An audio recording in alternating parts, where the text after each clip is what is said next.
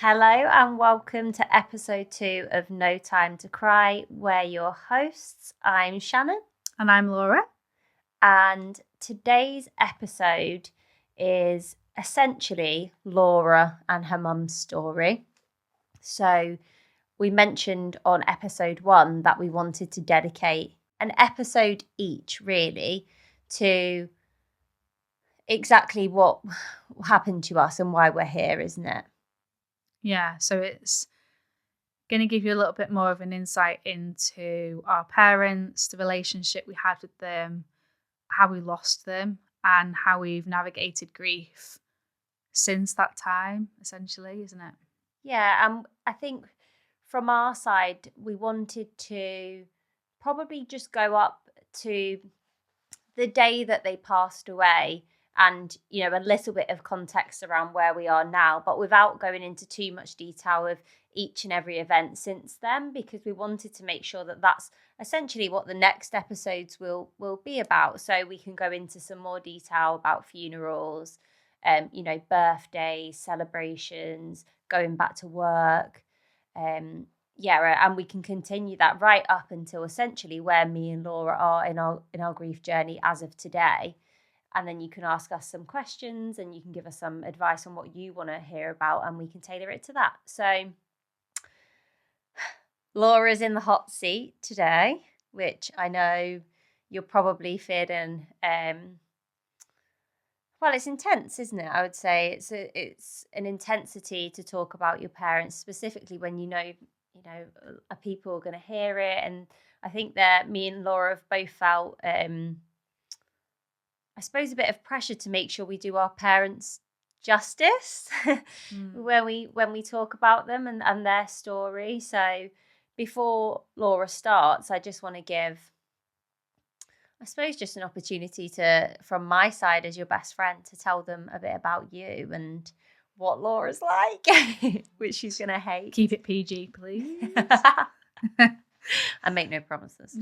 But yeah, I mean, from the minute that I met Laura, I just thought, she's got a heart of gold. She is the most loving, caring individual I've ever had the pleasure to spend time with. I think every time I'm in your presence, I'm just like, it's never a chore. You're so easy to be around and you show so much love and just compassion and empathy towards everyone, regardless of how close you are to them, regardless of how well you know them. And you're just an amazing human being. And watching you go through grief was particularly hard because especially prior to my dad passing away, because I suppose as your friend, I wanted to make sure that you were okay, and you're such a strong individual. You're the typical oldest sibling in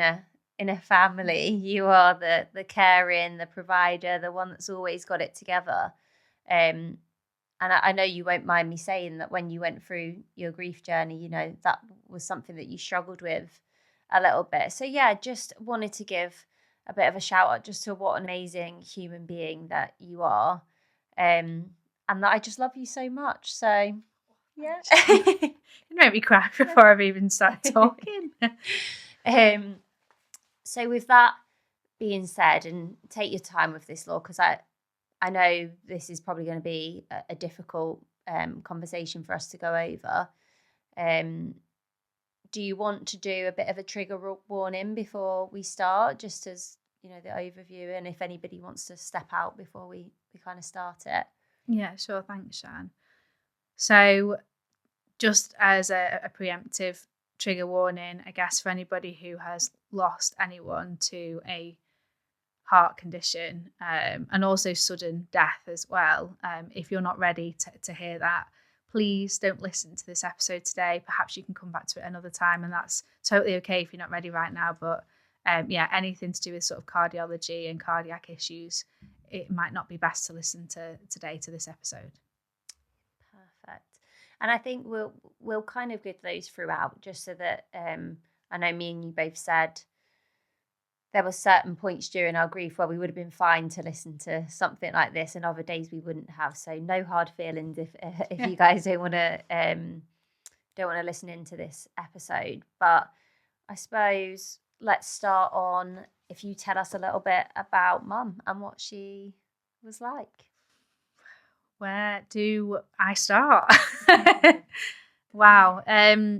What a woman, like truly. Anyone who knew my mum, Helen, Mitzi, Mama J, Hell's Bells, she had 101 different nicknames, but to myself, my brother and my sister, she was Mama J.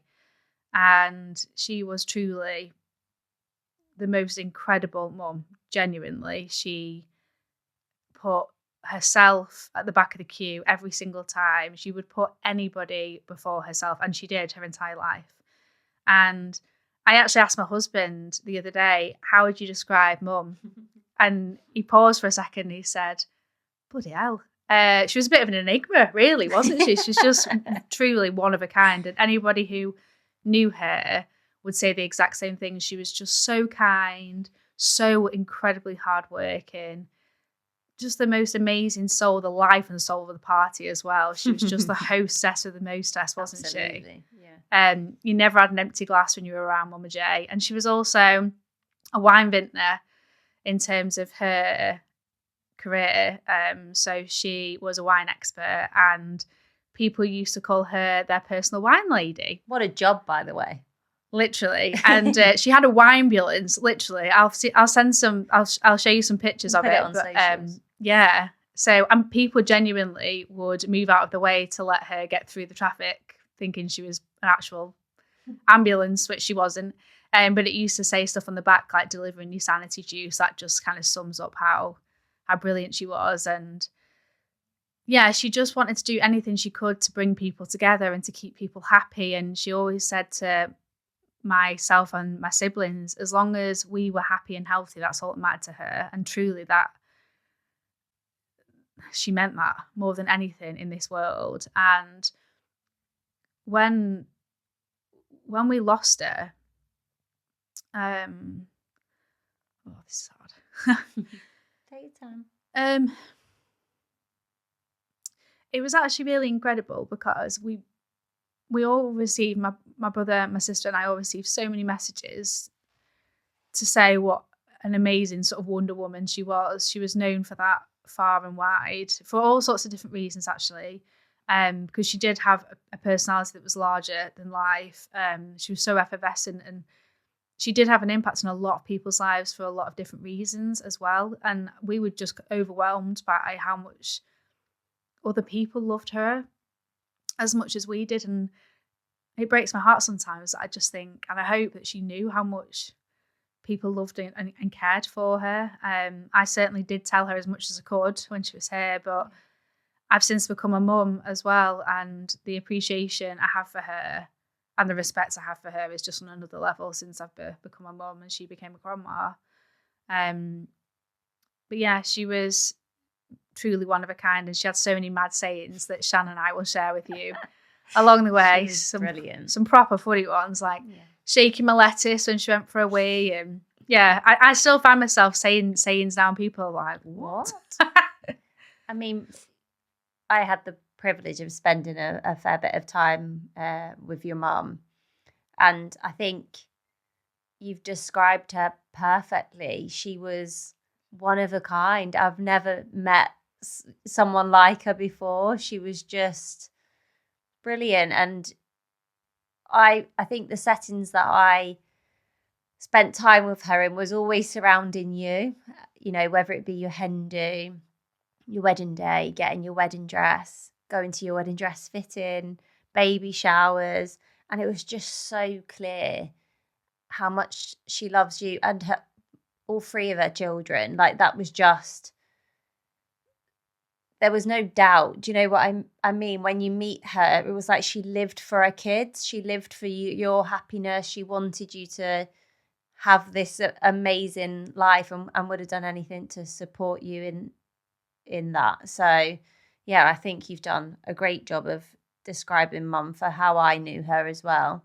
And I think it probably ties in well to talk about your relationship with mum and what that was like, specifically, you know, probably the year or so before she died as well. And I know that's from your view probably where you felt that you were the closest.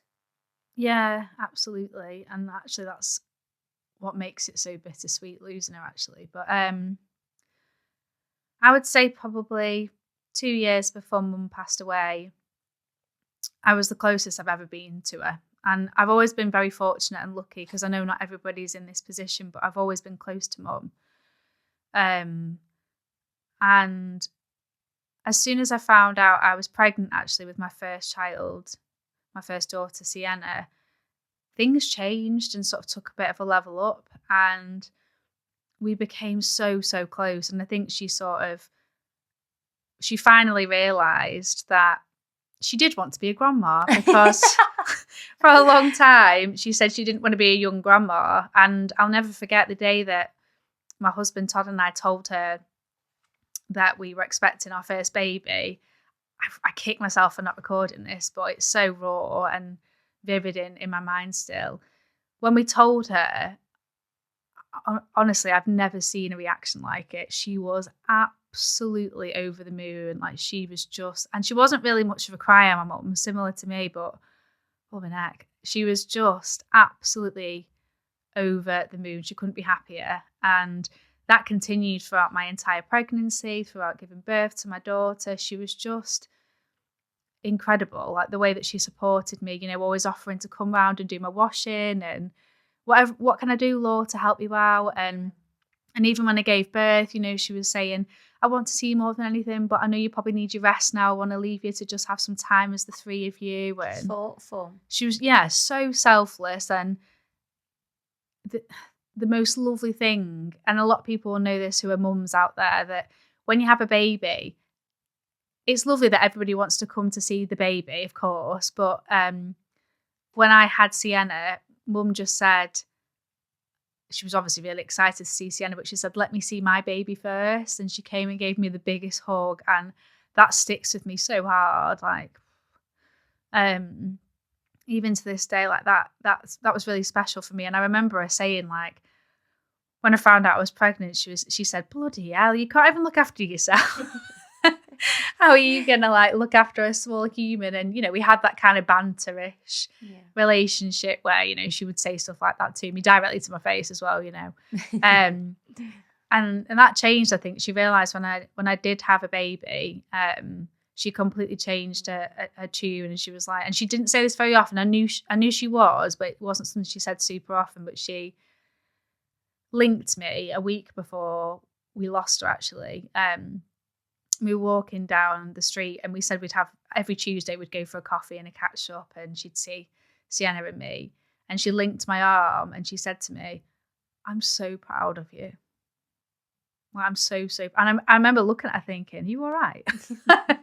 And I knew she meant it. And yeah, we were just super, super close, I think, because she just wanted to make sure that I could go to her for anything. And she knew how hard motherhood was as well. And she was just the most incredible mum, really. I can't really speak highly enough of how much she went without for me and my brother and sister, and for her first grandchild as well. So yeah, and she was so proud of you. And like I'd said to you before, you know, she mentioned to me, she's taken to it like a bloody duck to water. And she was a little bit surprised, Laura. She was very, very surprised, guys. I'm not going to lie. But, and you have, you know, there's no doubt you're the best mum I've ever seen in terms of just the way that you are with the kids, and you have taken to it. And she'd be so proud of you now, seeing you with Eleni as well. And I'm gonna cry. It's not even my turn to talk, and I'm already getting emotional. But yeah, look, I'm so glad that she got to see that for you and be there for you. I know, unfortunately, it was a lot shorter than you ever would have wanted, but yeah, she was incredibly, incredibly proud, and she still is. She still is. I hope so. No, 100%. this is the difficult question, I think, because me and Laura have spoke about this, on the lead up to this episode. And it's not often that you reflect back on the day that, your loved one passed away, but we thought it was important to talk about it. So take your time. But do you want to explain to the listeners what exactly happened to Mum and how you come to lose her so suddenly? Yeah. So bear with me on this one, because Shannon and I have said this is so hard to talk about. You think that you have it together, and even 2 years on now, like I find this so hard to talk about. I'll be very honest.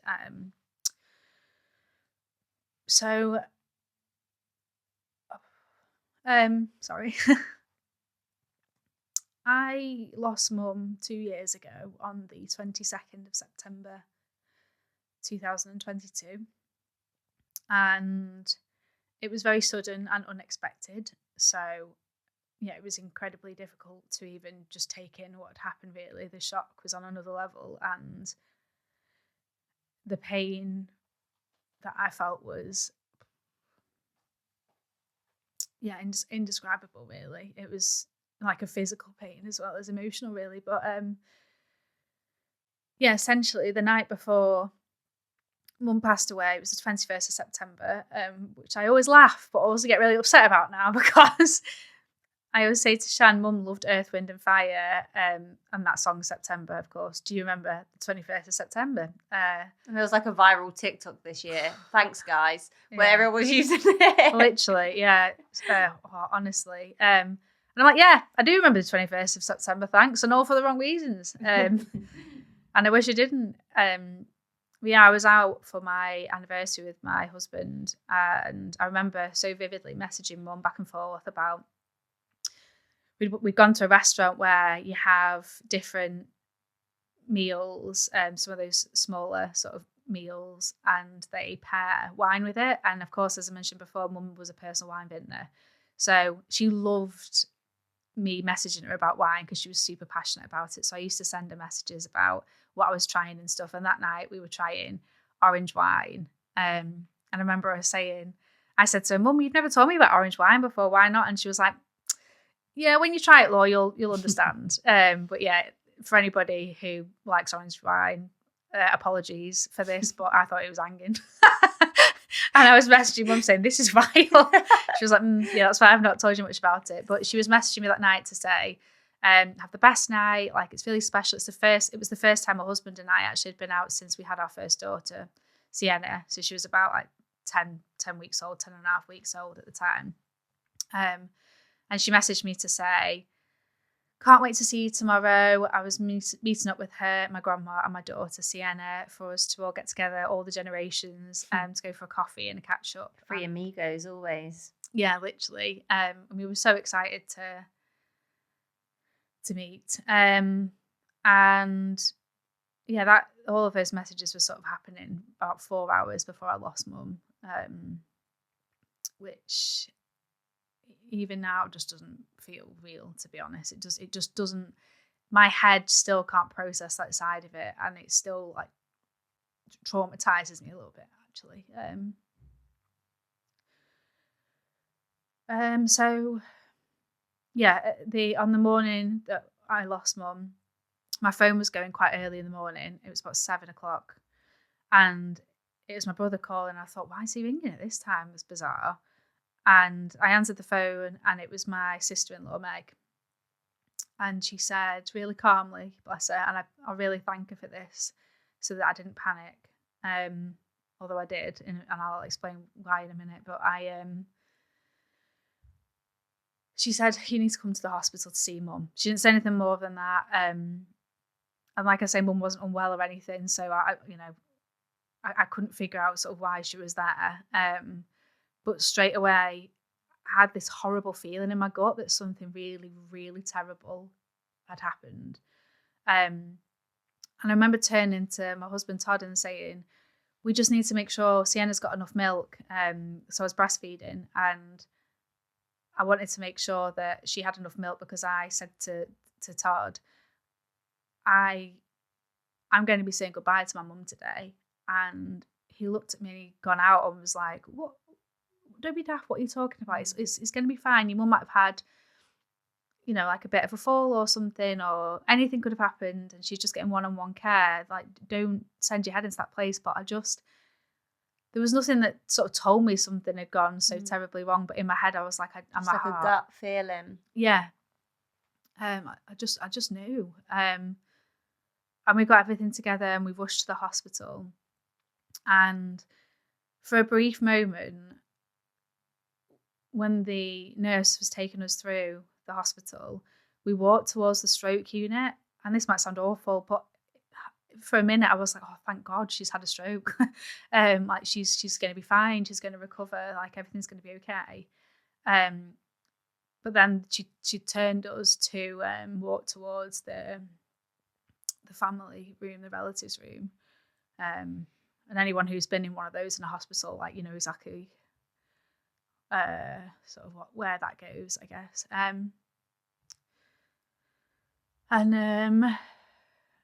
Yeah, she waited for the family and stuff to be there, the nurse, and she was so lovely, bless her. Like she took the most amazing care of us. And sorry, deep breaths. Yeah, so we walked into the relatives room, and she turned and looked to me and she said, I'm really sorry, but your mum's passed away. And literally, like something out of like the movies, I screamed so loud. I just remember just being in absolute bits. I literally felt like the bottom of my world had fallen out. I always say this to Shannon, it was just like, it was earth shattering for me. I just couldn't believe what I was hearing. But at the same time, like I just knew something really, really awful had happened. But I was speaking to her 4 hours before she died.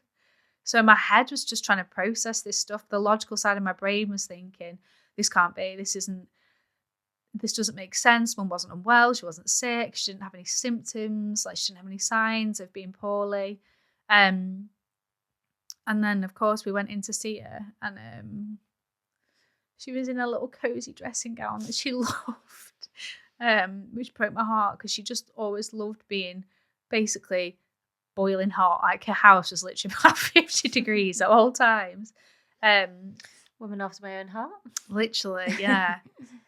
And she was like, yeah, she was in a little dressing gown, and I could not believe what had happened. I just thought, this isn't real life. Like this can't be happening. And it broke my heart. And I was saying to the doctors, like, what's happened? Like, how could this have happened? And at first they didn't know what had happened, actually. They were trying to figure it out. But Mum didn't have the obvious signs or symptoms that you would always, typically associate with how she passed away. So Mum unfortunately died of a huge heart attack. And it isn't unusual actually for women to have more sort of silent symptoms, if you like. So a lot of people have like the obvious ones, which are pains in your chest, pains in your arm. But she'd been out for tea that night and she was just saying she wasn't feeling very well. So obviously her partner just thought that she perhaps had eaten something a bit off or whatever, but she was quite unwell in terms of just being sick and stuff all of a sudden. But he just put it down to the food. As you would. Yeah, absolutely. But looking back now, the one thing that she did say she felt was that she felt sort of like a pain in her neck, which actually can be a sign or a symptom of a heart attack. But of course, because she'd been sick, Mike, her partner, just of course thought, it's okay, like we'll get you some water, we'll look after you, it's going to be fine. Like you obviously just, it's just a bad bout of maybe food poisoning, but unfortunately, obviously it wasn't. And I'll always be so thankful for him, actually, for being there for Mum. And he was the light of her life, really. She absolutely adored him, and I know he adored her the same. And I'm just so glad he was there when everything happened. But yeah, that's unfortunately how we lost Mum. And it feels hard asking this question when you've just said all that, because I know how emotional it is for you, Law. But what would you say has been the hardest part for you since losing mum? I'd probably say, and it changes, doesn't it? I suppose week by week, because you grief so up and down. But the biggest thing for me, I think, is that I'm just so heartbroken that she isn't here to be a grandma. it just, I just feel like it's so unfair that was taken from her, because Sienna, my first daughter, like I say, was 10 and a half, 11 weeks old when my mum passed away. And it's so difficult now, because I also have a second daughter. In 2 years, so much has happened. Like, I've had 2 children, my brother's gotten married, my sister's qualified as an occupational therapist, which my mum always really encouraged her to do, because she knew that she would be amazing at it and she would love it. Which makes me sad, because I feel like alongside her missing out on being a grandma to 2 beautiful granddaughters, it's all the special things that happen in life, all the big milestones that she's missing out on. So every happy moment feels like it's kind of tainted with sadness a little bit, because even when Sienna was doing her first things like walking and talking, like, I just wanted to ring my mum. I just wanted to say to her mum, like, you know, Sienna's done this, Sienna's done that. And I knew she would have been so proud. And even just before she died, actually, I sent her pictures all the time of Sienna. And she was like, gosh, I can't believe how much she's changing. Like, she's so perfect. And yeah, she was just besotted by her. She was obsessed. She loved her so much. And yeah, that's really hard, the fact that she's a grandma and she's not here to experience it, really, because Sienna was so tiny when we lost her. And being a mum,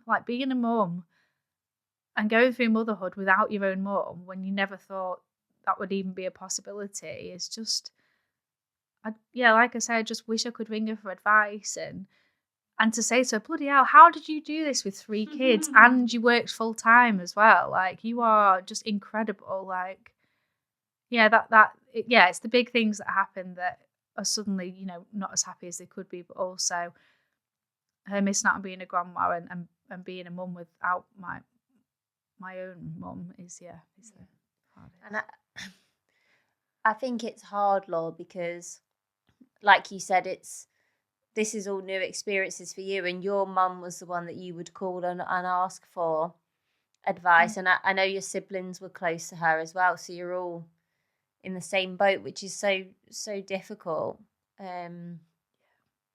But she, like I say, she would be so proud of you, because as much as it's been difficult, you're still fucking doing it. You're getting up every day, looking after the babies. Like, you're just, she would just be, and I know I've already said it, but it will never get old of just how proud she would be to see you every single day, and the way that you are with the kids, and the way that you and Todd are with the kids, and them together now. Like, Sienna's wild. She takes after her grandma. Crazy 2-year-old. Yeah. She is. Yeah, that's the big thing for me. But I've tried to make sure that, obviously, because the girls, so I've got 2 daughters, Sienna, who's 2, and Elodie, who is 4 months old. And I know, obviously, they won't have their own memories of my mum. So I always talk about it to them. And, Sienna the other day even was asking about Grandma J. And I tried to make sure as much as I can that her memory lives on in me and in them. And even their names actually have a special meaning, because Sienna has my mum's name as her middle name, and Eleni is actually a derivative of Helen. It means ray of sunshine. So I've tried to make sure that I sort of pay homage to mum in them. And something really comforting that somebody said to me was that, you are literally 50% of your mum. Like, 50% of your mum is part of your DNA and part of who you are, and 25% of the girls. And that, when I'm having a really hard day and I really want to ring her and I want to see her name flashing up on my phone, or I just want to give her a big hug, that's what I think about. I just think about, like, she's literally with me. She's part of me. And I know I'm not I always find it hard when people say, oh, they're always with you. I'd love to believe that is true, but sometimes I find it difficult. Yeah. But that part of it, obviously scientifically you can't change, and that does like just make me feel reassured that she's here in some way. So When we started talking about the podcast and we, were like, oh, actually, maybe this could be something. What was it specifically about your experience with mum that you felt was important to talk about and discuss, and your reason for doing it? Grief is just so hard. And we always say, don't we, Shan, that it isn't talked about enough, I think. Sometimes you feel like a burden, or you feel like almost like shameful talking about it because you don't want to upset other people or feel like it's a bit too heavy a topic. And I realised that I was really lucky. I had, an amazing family and friends and support network that were able to help me through. And obviously, Shan, you were an incredible part of that, and I'll be grateful to you forever for that. But some people don't have that, and when we first lost our parents, both of us said, didn't we? Like we were trying to find resources and podcasts and different content that was available to help us to navigate through. Because sometimes you don't necessarily always want to speak to your family and your friends as much as they're amazing. Of course they are. Until you've been through grief and until you've actually lost a significant loved one, it is impossible to understand what somebody's going through. And that's nobody's fault if you've not been through it. Like you can only try your best to help. But I just felt like if I can help to share my experience and it helps somebody else who's going through something similar, then that's really like special and it's important.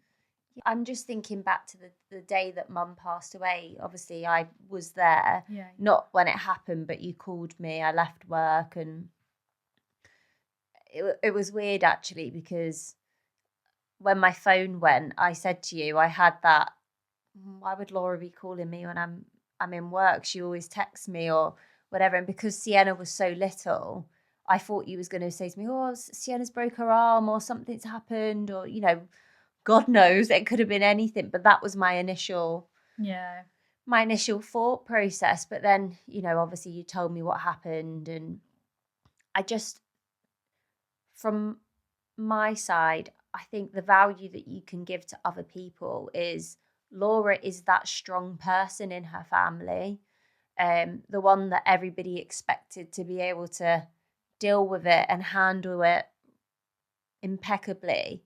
And I know that sounds peculiar, but people do have that association with certain people, like, oh, they'll be all right, And we've both said, check in on your friends that are the strong ones, because I don't think anybody, including yourself, anticipated just how much impact it would have on you. And I think a big part of that is obviously you are having to look after a brand new newborn baby, and your hormones and your emotions, regardless of whether you've lost a parent, are all over the place.